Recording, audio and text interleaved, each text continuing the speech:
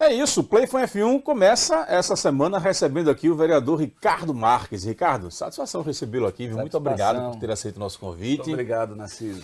Esse bate-papo nosso aqui, ele é um bate-papo que a gente começa de forma mais descontraída até chegar naquilo que é interesse tanto do seu objetivo do ano, quanto também da sociedade, que é acompanhar os bastidores da política. Vamos falar de Ricardo Marques um pouco da sua trajetória.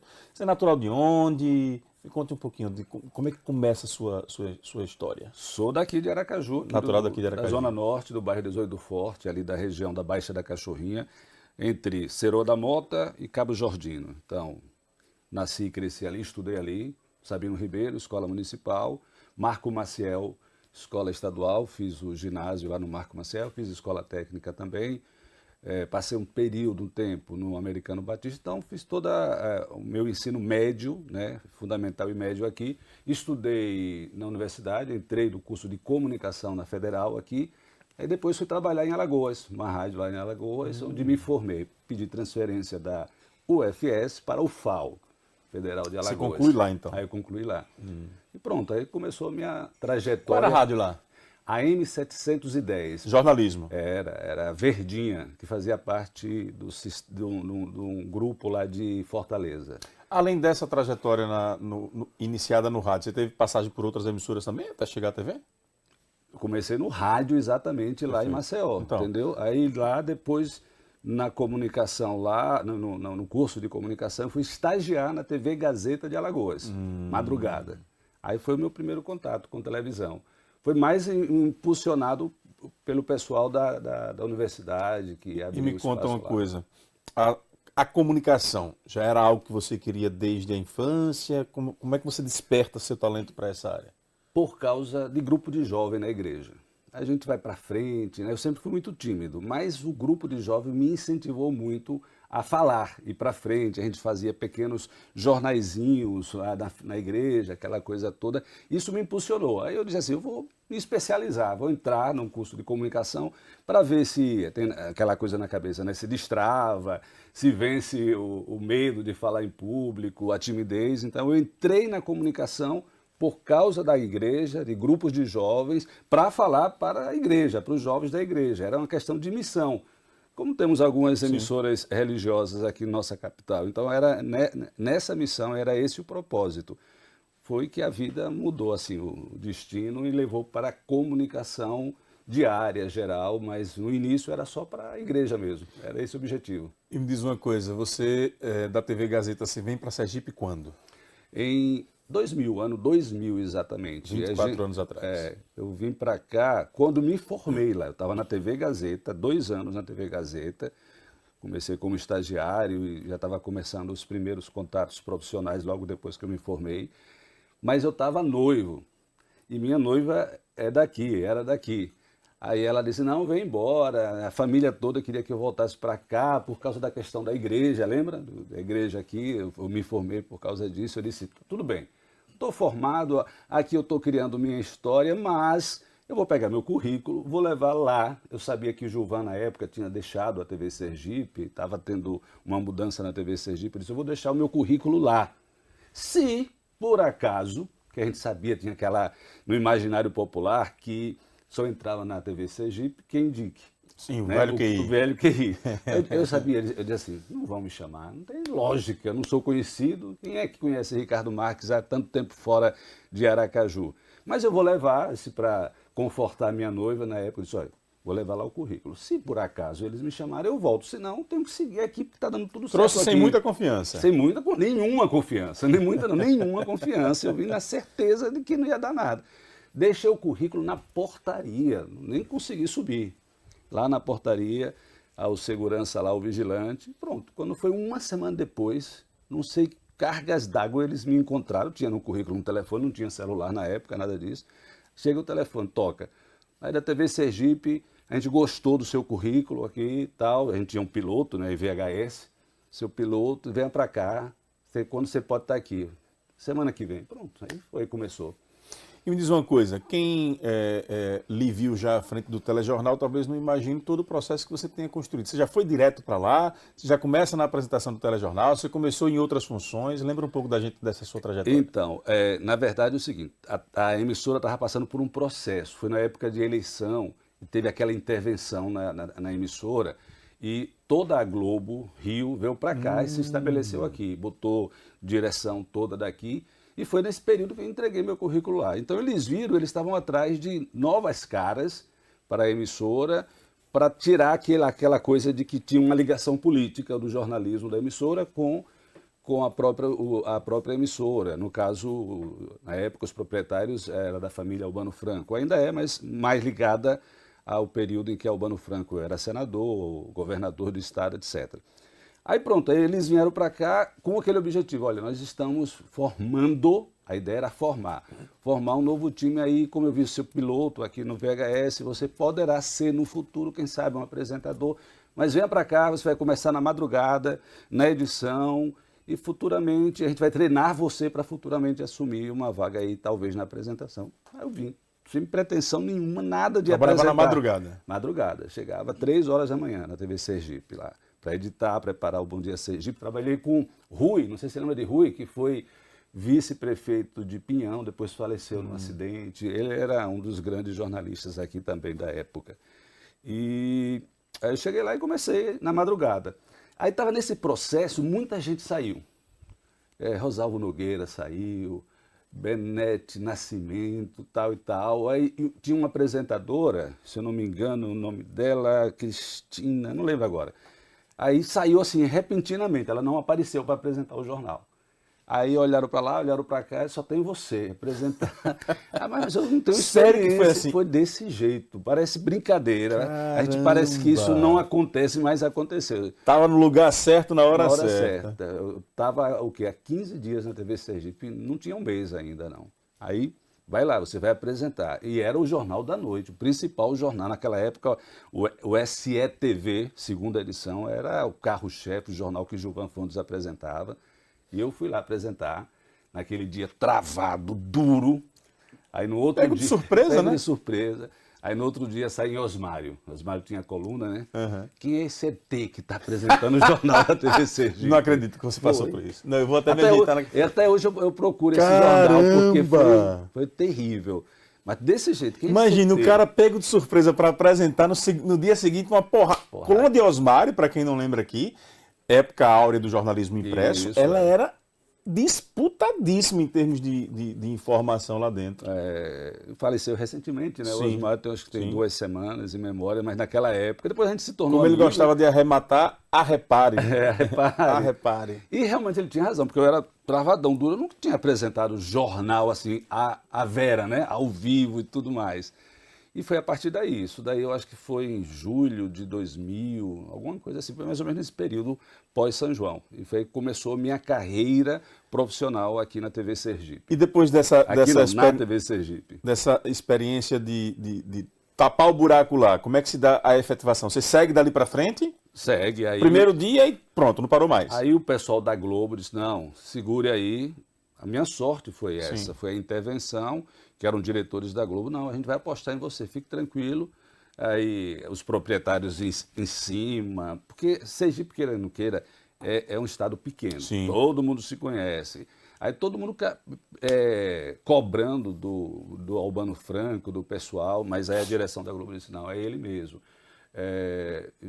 Foi um período bem desafiador para mim, esse período do início, mas ele foi mantendo o pessoal da Globo me mantendo lá, treinando. Eu fui também me esforçando muito, trabalhando muito. Eu trabalhava mais de 12 horas porque eu queria me estabelecer. Primeiro porque as pessoas tinham uma imagem, como eu vim de Alagoas, que eu era alagoano, não. Sim.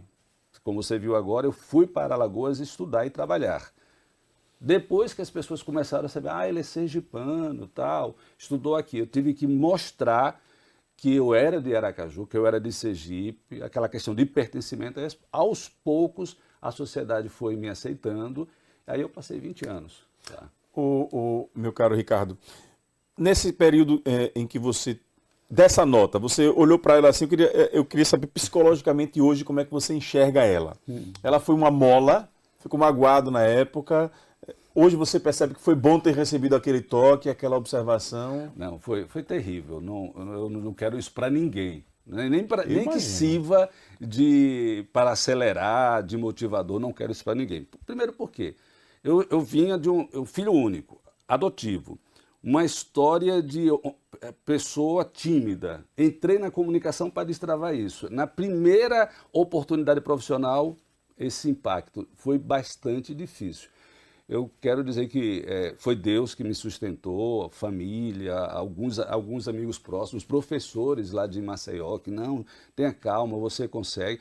Eu nunca fui bonito, sempre tive muitas espinhas. Ele está querendo que eu elogie. Não, aqui. mas imagine, jovem eu era cheio de espinha, então o ET não era só porque eu era travado, aquela coisa. Era, como diz um amigo meu, você disfarça bem, você disfarça bem. Eu tinha que botar muita maquiagem, como é que chama nas casas que coloca reboco, né? Tem que botar muito reboco para disfarçar as espinhas. Então, foi transpor esse desafio. Não foi fácil, não foi motivador, não. Pelo contrário, eu ia apresentar todos os dias assim, com angústia no coração, aquela dor na barriga, aquela coisa terrível, porque eu precisava, era início de profissão, mas não foi fácil. Agora eu me esforcei bastante para segurar isso. Como eu disse, eu comecei a trabalhar muito, e é isso que eu sempre digo aos jovens que querem, na minha profissão e qualquer profissão, você tem que ralar e ralar muito, se desgastar para que você possa ser visto. Então, não foi por acaso, não foi um por acaso da vida. Eu tive que me gastar e desgastar para chegar onde eu cheguei aqui. Pegar um detalhe do que você acabou dizendo aqui. Você é filho adotivo. Sou. Como é que se dá esse processo de descoberta na sua vida? Quem são os seus pais? Ainda moram lá no 18? Quem foram eles? Quem foram esses dois responsáveis de tornar Ricardo Marques esse profissional e esse político? Meu pai eu nunca conheci. Meu pai biológico, né? E minha mãe adotiva nunca casou, então ela só me adotou. Minha mãe biológica, eu conheci, fui saber que ela era minha mãe biológica quando eu tinha uns 11, 12 anos de idade. E foi um outro momento difícil, porque aí eu passei a ter 3 mães. A mãe adotiva, a minha avó, que é mãe de minha mãe, minha avó adotiva, e essa minha mãe biológica. E aí foi justamente no período cabeça de um adolescente indo para a escola, e os coleguinhas falavam, você, que eu chamava de minha mãe-vó, minha mãe-ada e minha mãe Rita, que depois eu descobri que era a mãe verdadeira, biológica. E foi desafiador naquele período, porque os coleguinhas, cadê seu pai? Né? Você tem tanta mãe e não tem nenhum pai. Nossa. Foi bastante difícil, mas foi a partir de 10, 11, 12 anos que eu tenho assim, mais ou menos memória, que eu passei a saber, a entender toda essa história. E aí, a partir daí, eu fui querendo me aprofundar com relação a isso, né, a minha vida. Meu pai nunca me procurou, minha mãe biológica disse que foi algo que aconteceu com ela em Salvador, ele seria da Bahia, nunca me procurou, nunca procurou ela. Ela era muito jovem na época que engravidou, ela me falou que tentou me abortar, inclusive 1 ou 2 vezes, foi quando a minha mãe adotiva, não deixa, acolheu ela, cuidou dela e me levou para cuidar. E hoje eu cuido de minha mãe adotiva, ela mora comigo, não está no 18, a gente tem casa lá no 18, mas ela está morando comigo, lá no meu apartamento, eu que estou cuidando dela, está com 87 anos. O Ricardo, e para superar esse processo depois dessa descoberta, teve que passar por tratamento psicológico? A igreja já foi um caminho? A igreja é o caminho. Quando você falou, a primeira coisa que me veio à mente, como você disse que foi líder, que foi para a igreja para frente, eu digo... Naquela época não tinha esse negócio, pelo menos eu não lembro desse negócio de tratamento psicológico, não. Foi a fé mesmo. Foi a fé, a igreja, indo para a igreja. Você permanece hoje como um homem de fé? Sim, sem dúvida. Isso é algo que não consigo arrancar.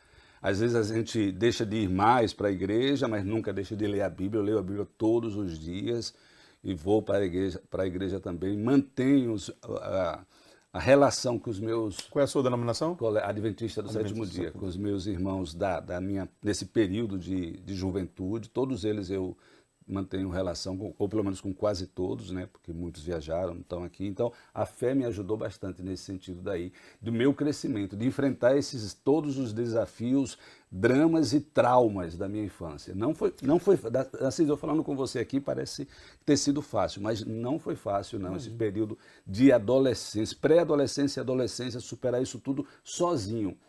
Por que eu passei a gostar de rádio? Eu fui trabalhar em Maceió por causa de uma rádio, porque eu vivia muito no meu quarto, isolado, ouvindo rádio. Foi no período que começaram a serem criadas as FMs. Então, praticamente, eu vi a criação de FM Atalaia, FM Sergipe, FM Jornal, todas elas eu vi nascer, porque eu ficava no quarto ouvindo. Tanto as FMs, quando começaram a surgir, e as AMs antes, né? Difusora, Jornal, Atalaia, AMs, rádios ainda assim, que ninguém gostava de ouvir. Então foi a partir daí, de pessoa isolada no quarto, e hoje eu entendo porque eu era muito isolado, que eu passei a gostar de rádio. Porque eu ficava muito tempo, acho que boa parte da minha vida ouvindo rádio lá no meu quarto sozinho. Quando você olha para... É importante... Às vezes eu me apaixono por esse quadro aqui, porque lá no Jornal da Fã, como o jornalismo matinal ele é essencialmente político, a gente só trata muitas vezes de política. E o bacana dessas entrevistas aqui no Play Fã FM é que a gente pode olhar o ser humano por trás daquele personagem político, né? Quando a gente observa a sua trajetória, o pico de carreira que você chegou, você se tornou uma referência aqui em Sergipe. Você imaginava isso? Ter passado por tudo isso? Quando você chegou assim, no auge da sua carreira, você imaginava que olhando para trás lá, para esse adolescente que passou por tudo isso? Não imaginava, e uma coisa impactante, é difícil você aceitar você chegar onde você chegou, onde eu cheguei. Eu não entendia, eu lembro quando a Globo dizia assim, você vai ser diretor de jornalismo da TV Sergipe. Tudo bem, é legal, mas foi difícil sentar na cadeira de diretor de jornalismo, porque a minha mente não aceitava, eu disse, quem sou eu para ser diretor de jornalismo? A TV Sergipe só teve, até naquela época, um diretor de jornalismo local, que foi André Barros, há muitos anos atrás. E o segundo diretor de jornalismo, diretor mesmo de jornalismo da TV Sergipe, fui eu, colocado pela a Globo e com aval da direção aqui local da emissora. Então, na minha mente, eu não conseguia aceitar isso. Eu sabia que eu estava construindo a minha história profissional. E para eu construir, Narciso, eu saía de manhã. Olha, eu apresentava o jornal à noite, SE2. Então, mas eu ia para a TV de manhã, essa hora eu já estava na TV, logo cedo, por volta de 8, 9 horas da manhã, para produzir, para ir atrás de matérias exclusivas, de madrugada. A gente saía de madrugada para fazer reportagens nas ruas de Aracaju ou nas BRs, para ver se por acaso eu garantia meu lugar ao sol, porque a nossa função profissional, jornalista, radialista, não é fácil. Todo dia a universidade coloca aí no mercado 80, 90 profissionais, várias pessoas, e hoje em dia com rede social a disputa está muito mais ferrenha. Então, para você garantir o seu lugar ao sol, você tinha que trabalhar bastante, e eu fazia isso. Eu lembro que eu fiz uma série de reportagens que foi reconhecida aqui e pelo Ministério da Justiça em Brasília, que foi quando a gente descobriu aqui em Aracaju o crack. A gente queria fazer uma série de reportagem para mostrar as bocas de fumo de Aracaju. E como na época a polícia não conseguia descobrir e fechar essas bocas de fumo. Era bocas de fumo, hoje nem se fala mais disso. E quando a gente foi lá, tentando comprar maconha com a nossa câmera escondida era de 6 quilos nas costas. Everaldo Silva, que está entrando com a bazuca aqui dentro. Está hoje em Recife, e Cibele Fonseca, que está em Petrolina. A gente ia lá comprar a maconha, o cara não tem maconha não, só tem Zidane. Zidane era o craque na França na época. Zidane, o que é isso, Zidane? Aí depois que a gente foi entender que Zidane era uma mistura de maconha com mesclado, alguma coisa assim, que fazia o crack. O Zidane e o crack. Aí passou a virar o crack. Essa matéria, aí a gente, a TV Sergipe, e nós ganhamos e fomos receber um reconhecimento lá no Ministério da Justiça em Brasília. Então, isso daí fez com que a minha história, como jornalista, ela tivesse seu lugar. Não foi fácil, porque para fazer isso, a gente ia por conta própria. A emissora dizia, não, sair de madrugada para fazer isso, não, é um risco muito grande. Agora, se vocês quiserem ir, se virem. Então, a gente ia por conta e risco. com o nosso carro, porque eu não ia com o carro da empresa.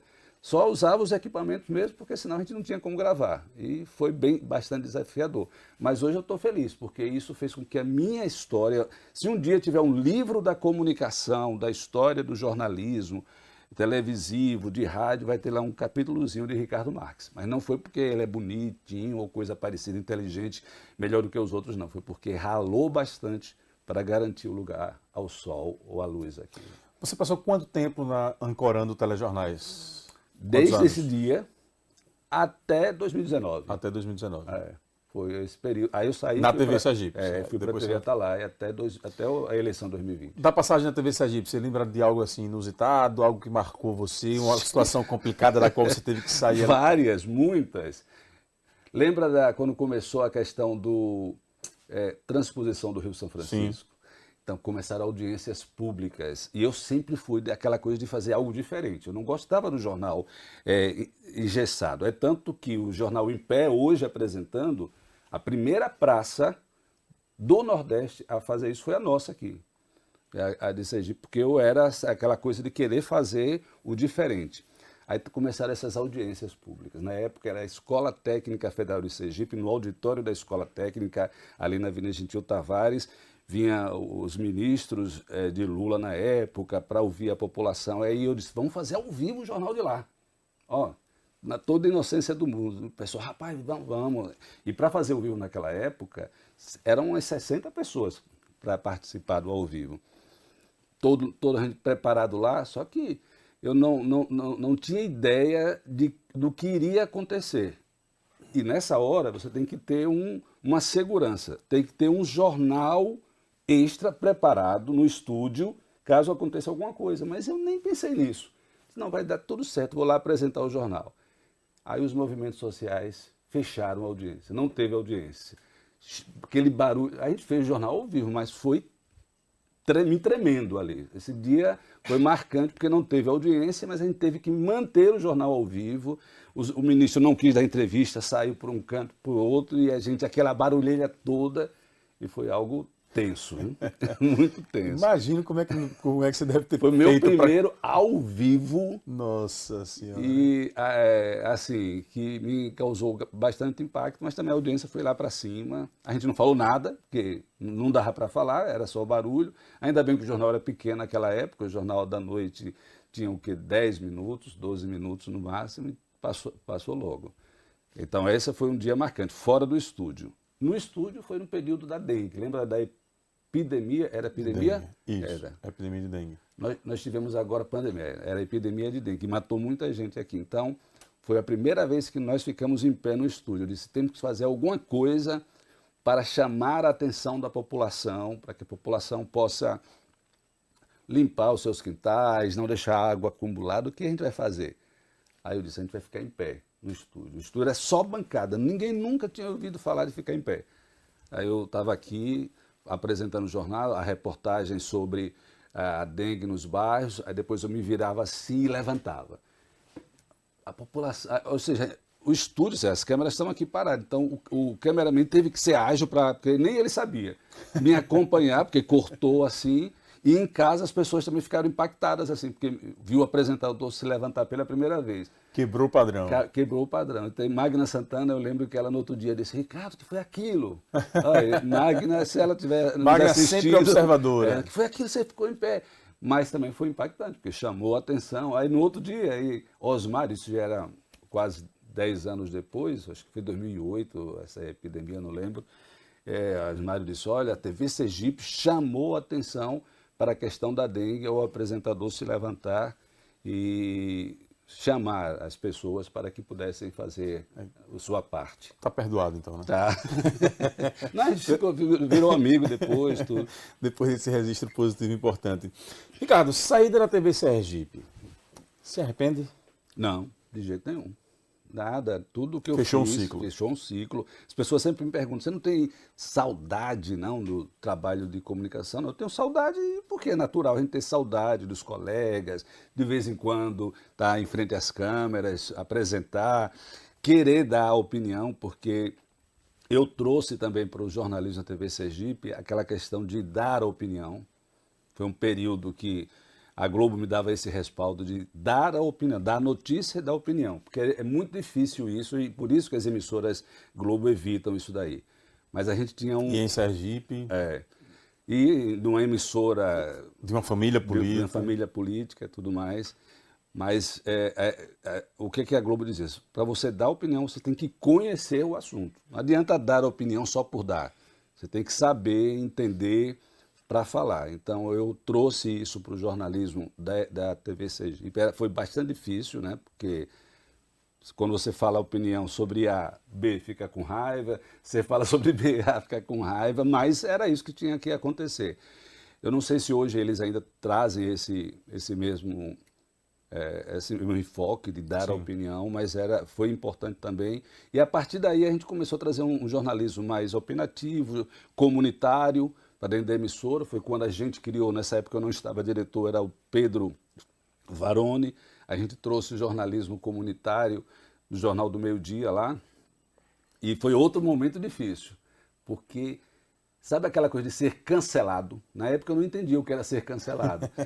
Você já viveu isso antes dessa época de rede social? Acho que foi 2014, por aí assim. A gente mudou toda a questão do jornalismo com o telão no meio, em pé, apontando o dedo para o telão, mostrando as coisas. Aí o pessoal, pedrada. O Pedro Varone disse, cara, vai ter que recuar e voltar ao formato normal do jornalismo. Eu disse, dê mais um tempinho aí. Aí ele deu mais alguns meses. E a gente conseguiu estabelecer o jornalismo que hoje é. Por isso que eu digo que foi a primeira emissora do Nordeste a colocar esse estilo de jornalismo lá. Mas eu não tenho saudade de voltar a ficar a fazer o que eu fazia antes, não. Eu acho que foi um ciclo que acabou. Gosto do jornalismo. Nas minhas andanças como vereador, eu uso muito técnica de jornalismo, até porque é minha profissão. Mas saudade, assim, dizer, vou voltar a ser apresentador ou ser repórter. Não tenho mais essa. Quero fazer outras coisas a partir de agora. TV Atalaia, quantos anos de passagem por lá? 2 anos lá. 2 anos. O que aconteceu? Quando eu decidi ir para a política, na Globo nós temos lá um critério. No momento que você assina a sua filiação, você tem que deixar a emissora, porque... Antes não era assim, né? Tanto que Ivaldo José foi vereador ou candidato algumas vezes e retornou. Mas depois a Globo passou isso para o Brasil todo e disse, olha, quem for sair para a política, sai e não volta mais, porque depois você perde a sua credibilidade de poder cobrar de A ou B, porque você vai ter que escolher um lado. Você cria relações. Vai ter que escolher um lado. Então, no dia que eu me filiei a um partido político, aí o pessoal da Globo disse, rapaz, você fez não sei que coragem você teve de deixar de ser executivo nosso para seguir isso daí. Então, aí pronto, foi seguir a carreira. Só que eu não entrei, não disputei a eleição, eu acho que 2018. Eu não disputei. Lembro, teve muita especulação, vai, não vai. Mas eu achei que eu não estava preparado psicologicamente. O partido que eu fui, que foi até o Dr. Albano que sugeriu, o PP na época, eu não me via ali naquele partido, aí eu desisti de concorrer. E olha que se eu fosse concorrer, segundo pesquisas que a própria Globo fez, pesquisas qualitativas inclusive, eu ganharia, porque meu nome estava em alta, eu ganharia com certeza, mas eu preferi não ir. Então, como eu não fui para a eleição de 2018, aí eu entrei na TV Atalaia logo em seguida, final de 2018, início de 2019, e passei lá até a eleição de 2020. E só fui na eleição de 2020 por causa da pandemia também. Se não fosse a pandemia, talvez eu não tivesse entrado na política. Eu tinha muito receio. A gente sempre olha a política assim com um olhar distante, preocupado, como será? A política é isso mesmo? É sujeira? O que é? Mas aí depois eu criei coragem. Agora, passagem pela TV Atalaia não tem como não remeter a isso. Eleição de 2018, recebendo candidatos dentro do estúdio. Uma polêmica se deu numa entrevista com Belivaldo Chagas. Como é que foi administrar aquela situação? Ali foi outro momento tenso, porque é aquela coisa, eu já estava trazendo esse jornalismo opinativo, de perguntas mais contundentes, e foi um momento em que ele estava governador e candidato. E teve um adolescente que morreu num manguezal na Soledade. E chegou todo mundo logo, e os bombeiros não chegaram. né? Chegou as emissoras de televisão, emissoras de rádio, e os bombeiros demoraram a chegar muito. Então a primeira pergunta, o que aconteceu, governador? Era a pergunta para o governador, não era a pergunta para o candidato. Só que a assessoria preocupada disse, não responda esse negócio para Ricardo. E eu disse isso antes de começar, governador. Nos bastidores. Nos bastidores. Governador, eu vou perguntar isso, viu? Porque não tem como não perguntar. A cidade está querendo saber como é que todo mundo chega e os bombeiros não chegaram. Estava aquele início, dificuldade no corpo de bombeiros, efetivo, etc, etc. Aí primeiro ele disse, não, tudo bem, eu vou responder. Mas aí a assessoria, não vai, não entre nisso daí, Ricardo vai puxar muito para esse assunto, tal. Mas ele era governador, tinha que perguntar. Ele estava governador, apesar de também ser candidato. Aí pronto, aí ele estourou. Aí eu acho que ele quis puxar para dizer que eu estava levando para o lado político. A minha sorte é que naquele mesmo momento, eu estava começando na TV Atalaia, eu acho, eu fazia ao vivo. As redes sociais estavam começando a ficarem fortes, então eu transmitia o jornal todo ao vivo. Não estava ao vivo na televisão, mas estava ao vivo na minha rede social. E todo mundo começou a ouvir nossa discussão ali nos bastidores. Então depois ele saiu e foi tentar, dizendo que para me retirar do ar, porque eu estava levando para o lado político, mas quem estava vendo nas minhas redes sociais viu que eu não tinha nada político. Eu tinha sido bastante imparcial e, acima de tudo, profissional. E pronto, aí foi que ele não conseguiu me tirar do ar, a gente conseguiu ter toda essa discussão. Depois eu tentei quebrar esse gelo com ele, porque ali realmente não teve nada político, não. Foi profissional. Se não fosse ano político, a pergunta seria a mesma. Governador, o que aconteceu que o Corpo de Bombeiros não chegou a tempo? E isso aconteceu com o Jackson também. Teve um problema, acho que foi em São Domingos, se eu não me engano, que nós, na época da TV Sergipe, chegamos primeiro do que o COI. Era um cara que estava numa farmácia fazendo uma família de refém. Imagine, sair daqui para o centro-sul do estado e uma emissora de televisão que sabe como é a dificuldade de chega, equipe, carro e tal, sair daqui para lá e chegar primeiro do que o COI, que é o Centro de Operações Especiais, que deve chegar primeiro que todo mundo. E a gente chegou primeiro, né? Porque era o governador, acho que era Jackson. E foi a mesma coisa. Governador, como é que o seu Centro de Operações demorou, chegou em uma emissora de televisão, chegou primeiro, fez ao vivo e a polícia não chegou lá? Para não dizer que não falei das flores, eu lembro também de uma entrevista sua com Marcelo Deda que foi dura. Eu sempre fiz entrevistas duras, porque eu dizia o seguinte, eu não posso simplesmente passar pano, ficar calado. Eleição de 2014, acho que foi 2014, foi 2016, era para governador. Eduardo Amorim, Jackson Barreto, 14. Sônia Meire, aí o candidato que era ligado à família Albano era Eduardo Amorim. E eu lembro que os primeiros entrevistados foi com Sônia Meire, foi com o Jackson Barreto, se eu não me engano, tudo, e eu cheguei pesado mesmo, perguntando o que as pessoas queriam saber. Isso. Os processos, tudo, era aquela coisa bem contundente. Aí quando foi no dia do Eduardo Amorim também, aí o pessoal disse, quero ver agora como é que o Ricardo vai fazer, porque é o candidato do Albano, tal, não sei o quê. E a gente fez as mesmas perguntas contundentes, aquilo que as pessoas queriam saber, que cada candidato respondesse o que ele quisesse, achasse que deveria responder, mas as perguntas teriam que ser feitas. Aí no outro dia, Cláudio Nunes colocou na coluna, o pau que deu em Chico, deu em Francisco. Porque é nossa profissão, né? Claro. Se a gente ficar passando pano para as pessoas vão perceber. E isso foi que fez com que minha carreira tivesse credibilidade, que as pessoas acreditassem e continuam acreditando, porque eu não quero de forma alguma sujar minha história profissional com a política. Eu quero ser o mesmo político, eu quero que continue com a história profissional de jornalista, de comunicador. Que balanço você faz desses 4 anos de mandato? Uma coisa que deu para perceber é que você não largou o jornalismo. Que você faz um debate, você próprio é o repórter do seu mandato.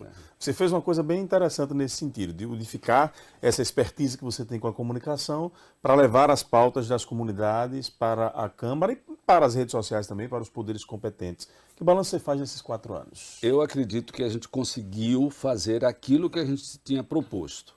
Quando eu estava na comunicação, eu via o vereador como um agente comunicador, que é aquele representante da população, que faz a ponte entre a população e o poder público. E eu me via como jornalista a mesma coisa. Quando a gente coloca um ao vivo, que ouve a comunidade, entrevista o secretário, ou o prefeito, ou o governador de plantão, a gente está fazendo isso, tentando resolver, intermediar. Então, eu disse, eu vou fazer a mesma coisa, usar o que eu sei de minha profissão para fazer isso na vereança.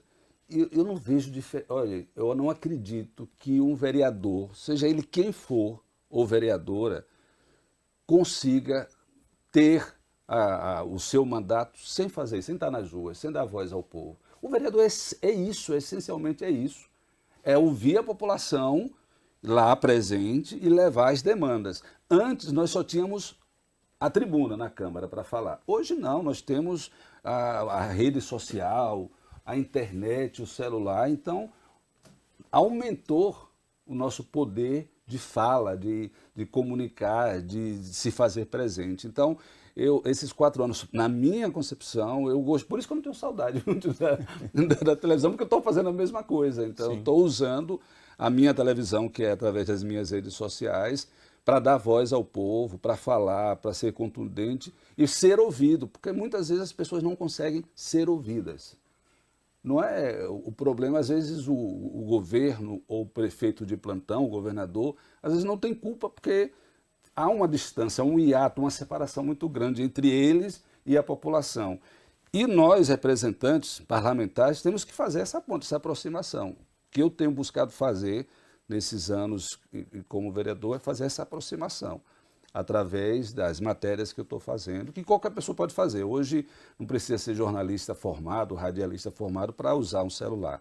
Então, eu estou fazendo muito isso. Estou bastante grato pela essa oportunidade de fazer isso e feliz. E acredito que a população tem acompanhado e tem visto isso daí, o meu esforço de fazer um trabalho como vereador diferente e atuante.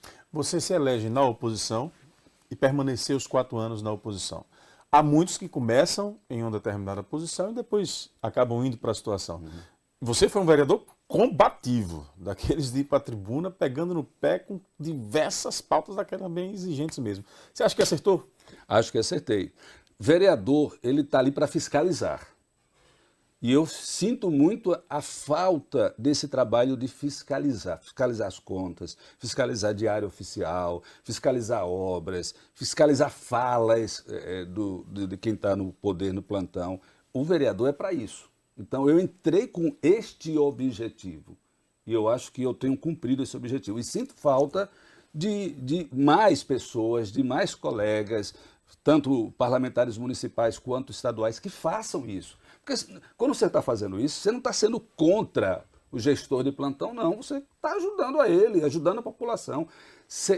Aracaju passou muito tempo, e eu dizia muito isso quando eu entrei, hoje não, mas no início era muito, que a nossa Câmara era um puxadinho da Prefeitura.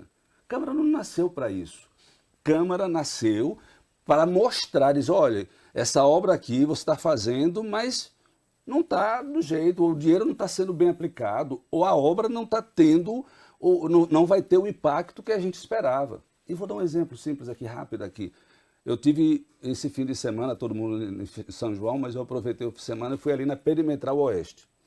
Obra linda que está sendo feita pela Prefeitura de Aracaju, ali na Perimetral Oeste. Mas logo antes de iniciar, eu levantei 2 questões.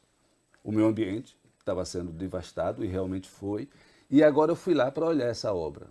O asfalto está lindo, Narciso, mas não foi plantada uma árvore. Além de ter devastado o mangue, ou o que restava ainda não houve um mangue, replantio. não tem nenhuma. Eu vou mostrar isso hoje ou amanhã na Câmara, lá na sessão. O asfalto está lindo, a obra vai ficar bonita, vai desenvolver uma parte da cidade? Vai.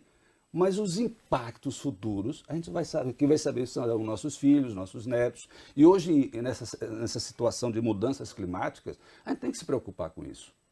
Então, você só vai fazer isso se falar e se mostrar. Talvez o prefeito não tenha nem parado para pensar nisso. Mas quando eu mostrar a via por esse viés, olha, asfalto está bonito, mas não tem uma árvore, além de ter desmatado o mangue. O que isso vai causar? Vai causar problema futuro para toda aquela região. e quem se estabelecer ali. Eu acho que esse é o nosso papel como vereador. Perfeito. Não sou contra o prefeito, não é oposição por oposição para mostrar o errado, mas para trazer à luz que podia ser feito de outras formas. Agora, você permaneceu na oposição, Edivaldo, mas quem acompanha os bastidores da política e até a forma como os assuntos são abordados, construiu uma boa relação com o Fábio Mitidieri. Com o Fábio Mitidieri, com o próprio prefeito Edivaldo, eu sou adversário político deles. Você se põe como adversário de Fábio? Sou. Eu imaginei que você se colocava hoje como um aliado. Não, sou adversário, eu disse, em todas as falas que eu digo com ele, nós somos de partidos diferentes, somos adversários, oposição, tanto que o pré-candidato de Fábio é um, meu é outro, mas Fábio tem uma forma diferente de tratar a oposição, isso é fato. Eu cobrei muito, eu cobro creche em toda a cidade, mas eu cobrei muito ali na minha região 18 do Forte, que ali precisa de creche, precisa de posto de saúde. Eu comecei cobrando com o Edivaldo, depois com o Edivaldo e Fábio. Só que Fábio tomou para si a resolução. Ele disse, Ricardo, gostei, você mostrou o local, a gente tem dinheiro, nós vamos fazer a creche. É isso que eu quero. Oposição é para isso. Mas eu sempre digo, são lados políticos diferentes. PSD, PDT é um lado, cidadania é outro. Eu trabalho dessa forma. O meu objetivo é levar as demandas e buscar soluções. Seu candidato a governador foi Alessandro Vieira. Foi Alessandro Vieira, na época. Perfeito.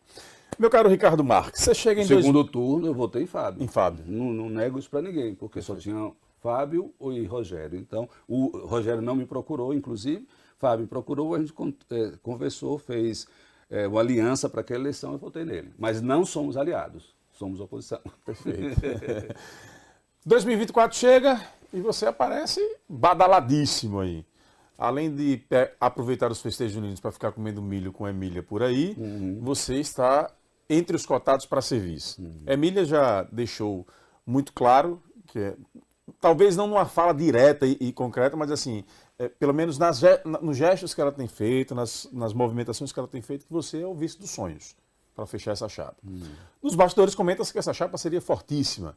Ao mesmo tempo, você tem a pressão do partido, que sua saída da chapa de vereadores pode complicar, digamos assim, a possibilidade dessa federação Cidadania-PSDB fazer um bom número de vereadores, ou até dizem que conseguir eleger um ficaria difícil. Se você sair, tem a possibilidade de 2. Como é que vai ser a decisão? Ou em que momento é que você vai tomar essa decisão?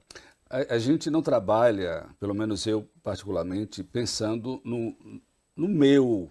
Pelo menos na política, não. Se eu quisesse pensar em mim, estaria na minha profissão e nos meus negócios. Política, a gente pensa no futuro da cidade. A cidade de Aracaju, ela, apesar de eu dar uma nota 5 para o prefeito Edivaldo Nogueira, porque a cidade é limpinha, tem as gramas cortadas, mas ela parou em vários setores. E eu estou na política para fazer com que a cidade se desenvolva. Por isso que eu entrei na Câmara, para gritar, para não silenciar, para não ser puxadinho. E quando eu escolhi a pré-candidata Emília Corrêa para a Prefeitura de Aracaju, foi pensando nisso, exatamente nisso. A gente precisa sair dessa coisa de todo ano eleitoral fazer obras e a cidade ficar parada aí na educação, na saúde, no emprego, que a gente não tem esse crescimento. Por isso que eu estou lá e eu não acredito que as pessoas olhem assim, Ricardo não vai dar um passo a mais. Eu já disse claramente, em todo lugar que eu vou, se for depender de mim e para o bem da cidade, eu estou disposto a me sacrificar uma possível reeleição, que todo mundo diz, já está garantida. Não sei, eleição para mim não tem nada garantido, cada eleição é eleição, mas pelo trabalho o pessoal diz, está garantido. Eu estou disposto a sacrificar essa possível garantia para ajudar a cidade. E eu acho que a gente ajuda a cidade estando ao lado da pré-candidata Emília Corrêa. Agora vai depender do grupo. O pessoal da federação lá, os meus colegas pré-candidatos, já sabem disso e torcem por isso também.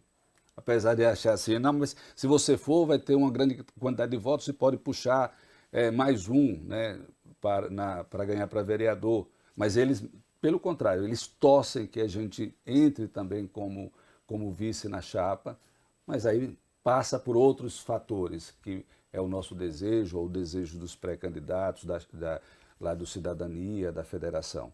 Mas à disposição eu estou, porque eu penso na cidade e eu acho que a gente pode fazer muito mais pela cidade do que foi feito até agora. Se você quer e a Emília quer, o que é que está faltando?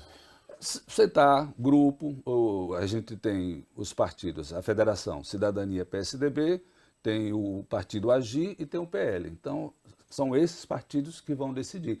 Na cidade, a gente percebe que há uma vontade nisso, uma fala, as pessoas falam muito sobre isso, então já tem um ponto positivo nisso daí.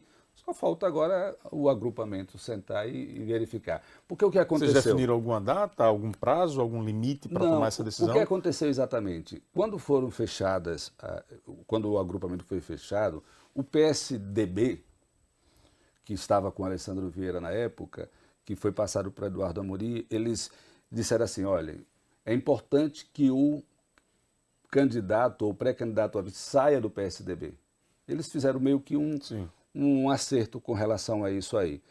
Então, só que os cenários vão mudando com o passar do tempo. Até então, a expectativa é que o vice saia do PSDB. Eu não sou PSDB, então não poderia ser vice, né? Perfeito. Só que aí os cenários têm mudado. Eu não sei o que é que vai acontecer daqui para lá, se vão conversar de novo com o PSDB nacional, com outros partidos, para mudar essa história. O que importa mesmo é que a cidade precisa não avançar do mesmo jeito, ela precisa avançar de forma de crescimento, como Salvador cresceu, como Maceió cresceu, como Recife cresceu. Se você botar as capitais do Nordeste, nós avançamos para baixo, muito pouco, pouquíssimo, Narciso. E eu digo isso porque eu estudo outras cidades. Então, não é por uma questão pessoal, não é uma questão de vontade, sabe, de glamour, de querer ser visto, não. É porque eu tenho certeza, eu ando pela cidade e eu gostaria de ver essa cidade pujante em todos os sentidos, em todas as áreas.